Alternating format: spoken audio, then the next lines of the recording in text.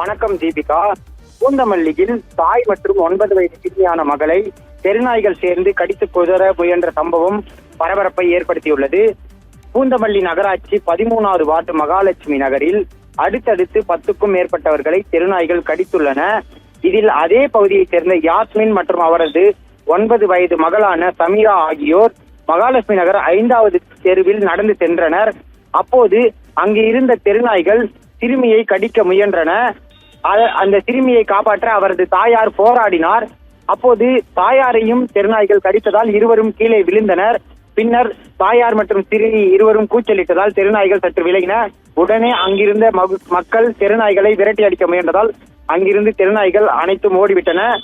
இருப்பினும் தற்போது அந்த சிசிடிவி காட்சிகள் வெளியாகி பெரும் பரபரப்பை ஏற்படுத்தியுள்ளது.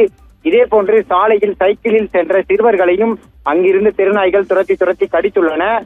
தற்போது வரை பலரை தெருநாய்கள் கடித்துள்ளதால் இது தொடர்பாக உரிய நடவடிக்கை எடுக்க வேண்டும் என பூந்தமல்லி நகராட்சி நிர்வாகத்திடம் மக்கள் கோரிக்கையை வைத்து வருகின்றனர். அது மட்டுமின்றி தெருநாய்களின் தொந்தரவு அதிகரித்து வருவதால் அவற்றை கட்டுப்படுத்தவும் நடவடிக்கை எடுக்க வேண்டும் என மக்கள் தரப்பில் கோரிக்கை வைக்கப்பட்டுள்ளது.